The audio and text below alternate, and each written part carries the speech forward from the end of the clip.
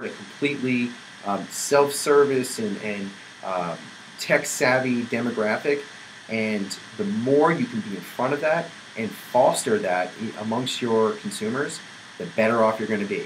So check off as many letters on this list as you possibly can, um, but start somewhere that is your lowest hanging fruit, and get going.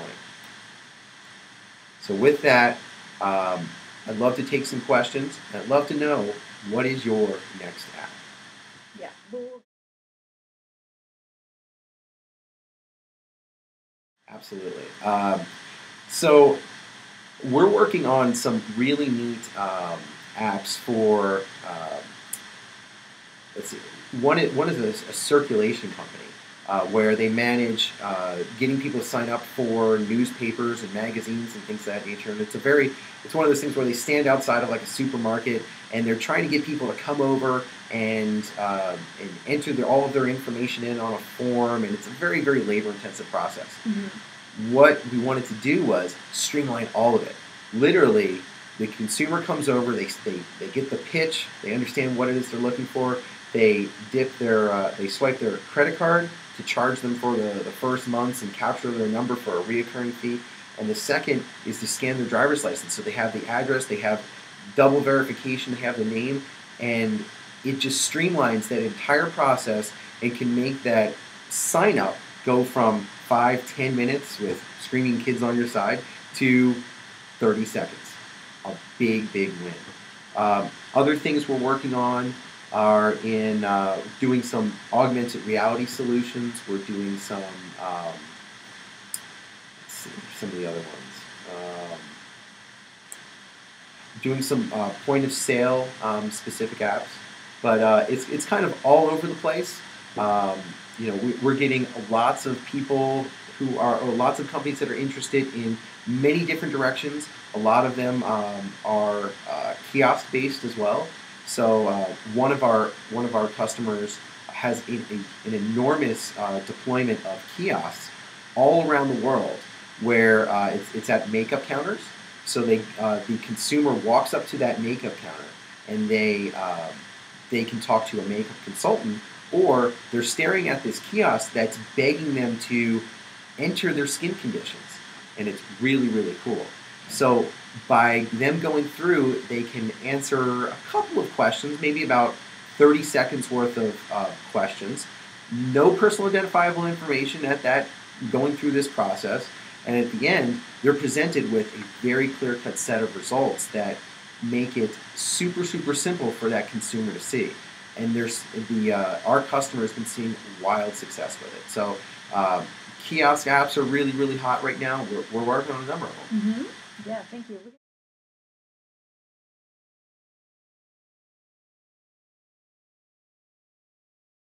Unfortunately, I can't take the wraps off of it just yet. It's a really cool it's a cool app. It's so visually appealing. That's one thing that I would say, if you're doing the kiosk thing where you're being in front of the consumer, Flash really sells. And I'm not talking about Flash as a technology. I'm talking about the sizzle, right? The making that user experience be awesome, making them say, "Wow, this was really fun to do. You should go and try it," and have them tell their friends to go and do it too. So I hope that you'll see that out probably in the next couple of months. But I might do a demo video of it Yeah. at some point soon, so you'll see it. But I fortunately I can't show it off right now. Okay.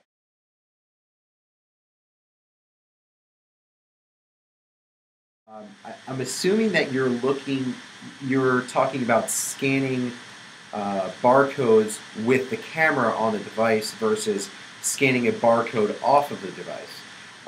So there's a company who is local here in Boston called Level Up, where you essentially have a QR code on the device um, that is unique to you as an individual. You pair that with a credit card, and then any retailer that supports Level Up, usually will put stickers up around their restaurant or things of that nature. They can scan it, they earn the loyalty all at the same time. They're incentivized to go back to these restaurants and other retailers. So that's kind of the one side of it. That's a completely proven technology. It works very, very fast. So that's not really a big concern in terms of the technology in my mind. You're just essentially taking a one or two dimensional barcode and putting it onto a device's screen as if it was paper. The other way around is where we are utilizing the camera built into the device to be able to scan a different barcode. There are a number of different libraries out on the market. Red laser is probably the most common one that people know of that comes to mind, but there's a good number of them out there.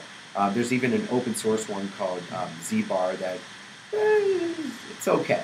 I'm not so sure I would use it in many commercial products just yet. But in any case, it is the speed of being able to ascertain the particular barcodes can be iffy. If you're supporting various different barcode formats, it's more processing power on each screen grab, if you will, where it has to say, does it match barcode type A, barcode type C, barcode type D, E, F, so on and so forth, versus if you're looking for a very particular barcode. So utilizing the camera internally can be good, can be bad. It's better for consumer apps, not as great for internally used apps like what I was talking about with the inventory management. Mm-hmm. Okay.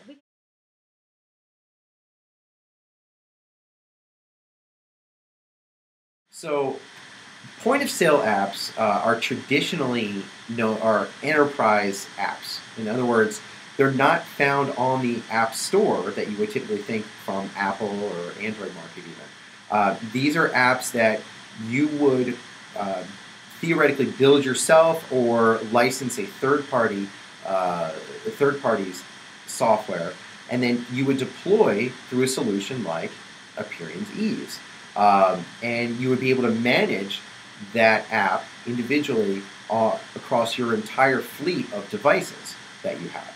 So you don't have to worry in any way, shape, or form about the 30% overhead on these point-of-sale apps that Apple incurs.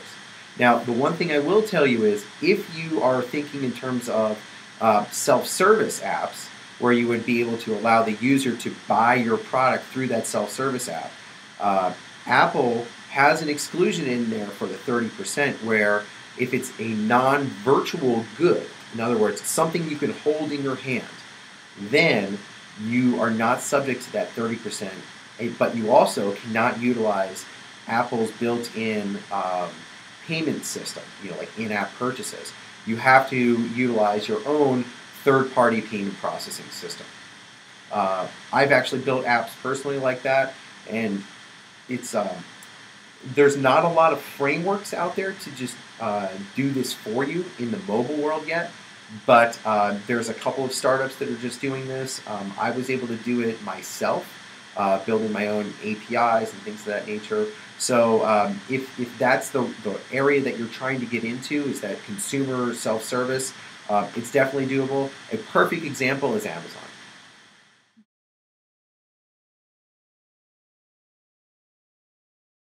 We are not working with Aisle Buyer. Actually, they are directly upstairs from our offices here in Boston, but we are not actually related to them in any way, shape, or form, as of now, other than they're good friends upstairs. Yeah.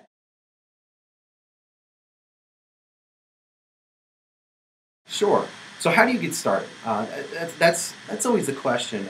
Some companies decide to do this in-house.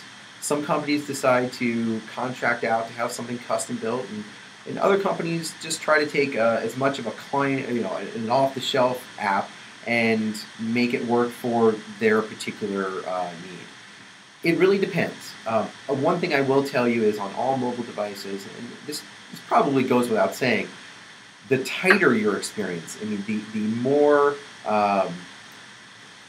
the more tightly honed your experience is, and keeps that brand continuity all the way through, the better end result you'll see.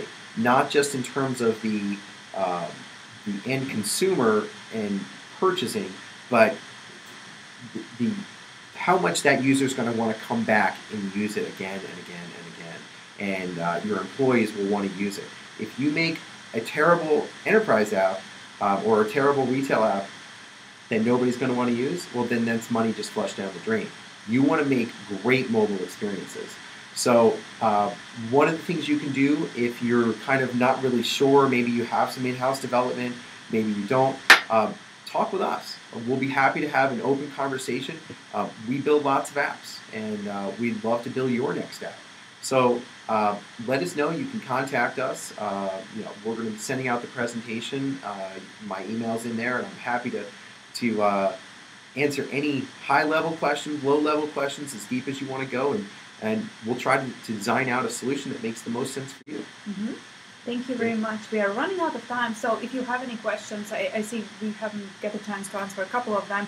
Feel free to reach out to Joe. We will be sending out follow-up email with recording of the webinar and also slides. So thank you very much for joining us, and see you next time. All right. Thanks so much.